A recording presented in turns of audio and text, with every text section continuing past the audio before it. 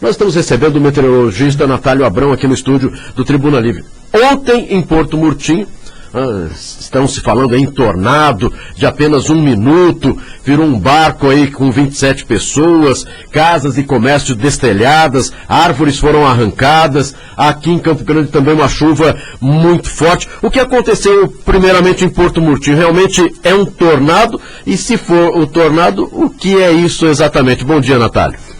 Bom dia, Marquinhos. Bom dia, meu ilustre amigo Sérgio e todos os seus ouvintes. O que nós tivemos em Porto Murtinho foi realmente um tornado, e se deslocando para o rio, ele passa a ter uma superfície líquida. Ou seja, começou como tornado, no momento em que ele adentrou no rio, passa a se chamar tromba d'água. Mas os efeitos físicos são iguais ou até mais intensos, dependendo da quantidade de energia que ele recebe em função da temperatura. Que ontem estava em 38 graus e em torno de 60 minutos caiu para 22, ou seja, 16 graus de temperatura entre 16 horas e 17. Isso é um potencial de energia muito elevado. Então, em apenas 1 minuto, muitas casas destelhadas, árvores arrancadas e, infelizmente, em um barco-hotel com 27 pessoas conseguiu virar ali no Rio Paraguai. Você poderia nos dizer aí qual seria em torno de quilometragem o vento naquele momento? Podemos. Nesse caso, é uma única nuvem que forma esse evento. Ele cria uma situação giratória embaixo da nuvem, na base da nuvem, e é chamado de funil. Ele desce na vertical, tendo em vista que esse ar é mais frio. Quando ele atinge o solo, ele atinge com muita força. Nessa situação, para Porto Murtinho, ele chegou a 93 km por hora, e como você disse, o período é muito pequeno, em torno de 1 até 3 minutos. E isso impede as pessoas, inclusive, de se preparar. Porque ele sai de uma velocidade pequena, 5, 10 km por hora, e vai a 60 até 90. Então, nessa situação, formou-se em terra, destruiu casas e árvores, e o deslocamento também é pequeno, em torno de 1 km. Direcionou-se para o rio e fez esse estrago nessa embarcação. Ela ficou emborcada, tendo em vista que haveria uma instabilidade, ela não estava no equilíbrio estável. Então, nessa situação, a água ali começou a girar e causou essa embarcação dessa nave, né, em função da má distribuição de pessoas dentro do barco. Natálio, uma semana antes ocorreu um acidente também com uma embarcação na ponte, né, que demanda de Campo Grande para Corumbá. Tem alguma coisa também de ver com o tempo, esse problema da embarcação também paraguaia ou boliviana, não sei, ou não tem nada a ver, foi lá para um acidente totalmente diferente desse? Sérgio, pode haver sim, porque olha, quando você tem temperatura muito alta, a formação da nuvem depende da umidade. Sem água não se forma, as nuvens não se formam. E em algumas situações você tem ali uma bacia, uma planície, as variações na velocidade do vento ali são muito intensas e muito imprevistas. Então uma embarcação ela pode sofrer rajadas de vento e não ter seu controle em função dessas variáveis de rajada.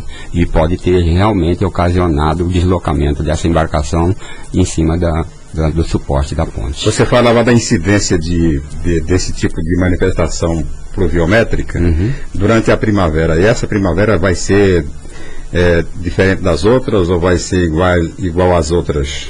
Veja, o clima em Campo Grande ele é mais ou menos definido. Nós temos uma estação chuvosa, que é a estação de meio de primavera até o final do verão, e uma estação seca que demanda do meio do outono até o fim do inverno, que este ano nós não tivemos inverno significativo em função das altíssimas temperaturas, inclusive histórica, que não temos antecedentes.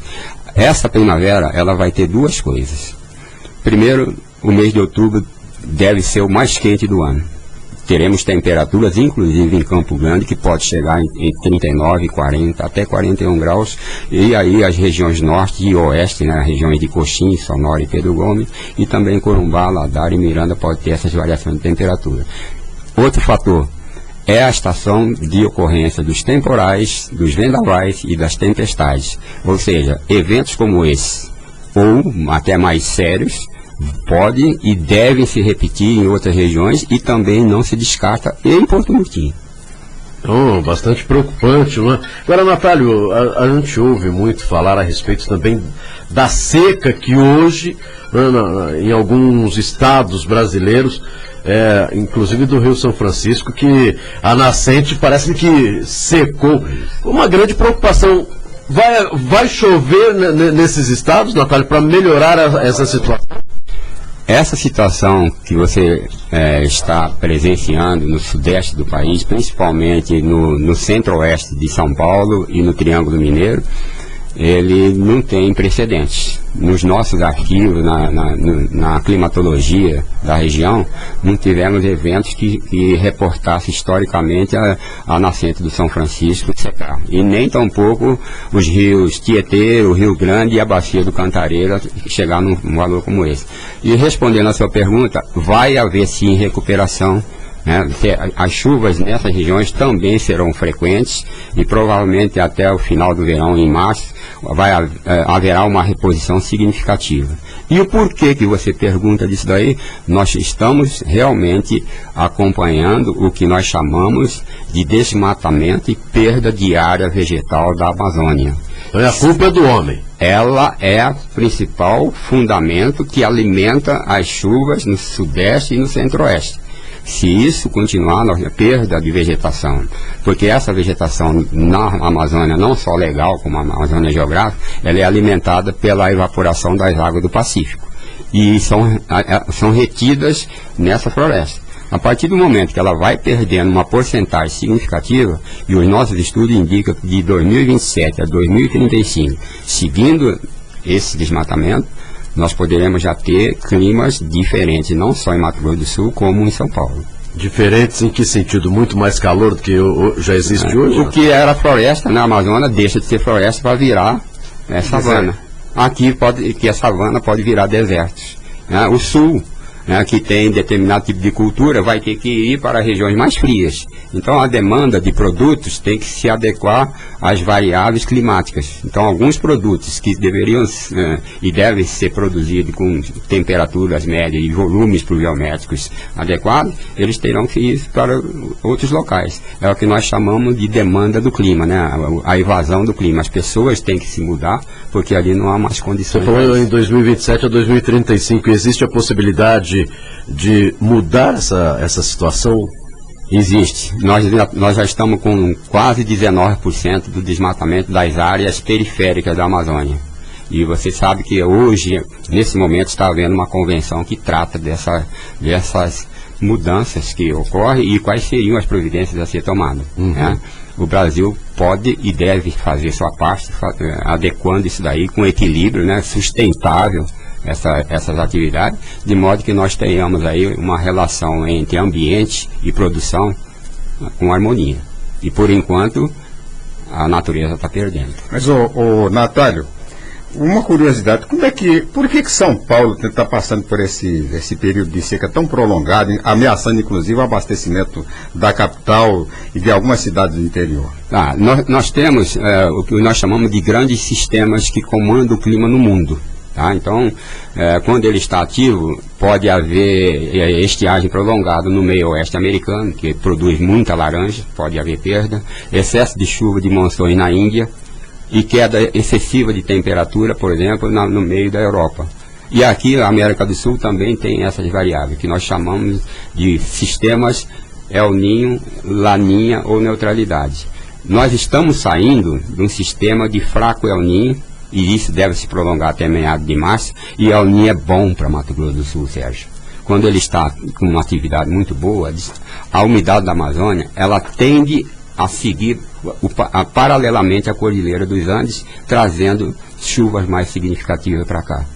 E, no entanto, o Sudeste, em alguns momentos, com excesso de atividade, você lembra muito bem, em 2009, o Espírito Santo, o Rio de Janeiro, Petrópolis, aquelas regiões ali, com excesso de chuva e muita perda. E agora foi exatamente a vez do centro-oeste, do sudeste do país.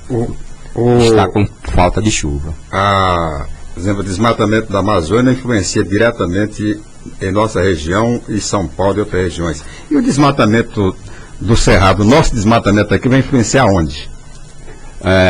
Você se lembra quando o Itaipu estava em obras e precisou de se fazer, adequar ali a região onde seria inundada. Falaram-se muito que haveria uma mudança de clima por causa da extensão daquilo ali. No entanto, foi-se mantido o limite de vegetação. No nosso caso, o desmatamento para o centro-oeste, você percebe que o centro-sul de Mato Grosso do Sul, de Campo Grande para baixo, o desmatamento já passou do limite tolerável.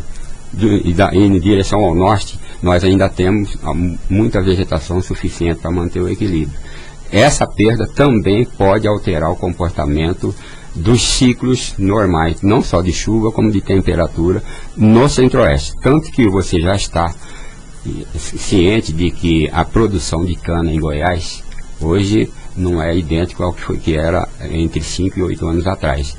Plantava-se cana para as usinas e se colhia aquilo ali com mais de 2 metros. Hoje, com menos de 1,5 metro, já há necessidade de retirar, porque o período de estiagem lá já está antecipando. Então essas atividades, elas não são benéficas em lugar nenhum. Natália, ontem nós tivemos uma chuva bastante forte aqui em Campo Grande, né? Causou alagamento, alguns prejuízos. Para esse final de mês e para o próximo mês, teremos também muita chuva para a nossa capital? Era a pergunta que eu queria que vocês fizessem. E eu tinha certeza que vocês iam avaliar essa situação. Se tiver que fazer obra agora, você sabe que não é hora. Nós estamos iniciando um período chuvoso, né? E projetos significam de recuperação ou de novos projetos precisam ter tempo adequado. Então você vai fazer uma situação de vamos dizer, consertar o estrago. E as chuvas agora, elas serão mais frequentes. E nós vamos ter, nessa estação, como eu disse, El Niño está ativo. A tendência é de que tenhamos boa distribuição de chuva, a agricultura deve se beneficiar com isso, mas as cidades, os municípios, né, onde há densidade urbana, pode ter prejuízo, porque poderemos ter situações de tempestades, rajadas de vento, e isso não é situação adequada para você fazer obras. E vai continuar, essas chuvas devem prosseguir a partir da primeira quinzena de outubro com mais regularidade. Ou seja, haverá uma frequência bem mais significativa das chuvas até o final da estação, que é de 21 de dezembro. Bem, Natália, quero agradecer a sua participação aqui no Tribuna Livre, os esclarecimentos, lembrando aí que você falou que pode acontecer novamente na região de Porto Murtinho, em outras cidades do estado de Mato Grosso do Sul, então vamos tomar cuidado, né? Infelizmente, é aquilo que você disse, não avise e é muito rápido, é de 1 a 3 minutos, não dá tempo, mas se a gente puder ajudar, porque tudo isso que está acontecendo, porque infelizmente, né, o desmatamento está aí, é a mão do homem fazendo com que mude essa situação. São Paulo, o estado de São Paulo, municípios ali de São Paulo com muita seca. Campo Grande também estava precisando de chuva, mas às vezes quando vem com muita força, né? Infelizmente, na cidade de Porto Murtinho, uma reunião está acontecendo neste momento no gabinete do prefeito Heitor Miranda, lá em Porto Murtinho, para resolver a situação. Parece que vai decretar estado de calamidade na cidade. Ainda não tenho todas as informações, mas muito obrigado mais uma vez pela sua participação, Natália Abrão. A verdade é que sem vocês, que é a interface entre o nosso trabalho e a população, nós não teríamos como justificar trabalhar para isso. Então, o que nós fazemos é justamente isso, passar à população, mas principalmente passar para os gestores dessas atividades, a Defesa Civil, a Secretaria de Obras, a Secretaria de Saúde, a Secretaria de Educação, quando nós temos aí exposição de crianças com raio ultravioleta, né? Então essa interface é que nós agradecemos imensamente. E ao seu público, que é imenso, já deve estar preparado para outras situações que podem se repetir, como essa que nós estamos vendo em Porto Murtinho. Um bom dia a você, a todos os seus ouvintes, um bom final de semana.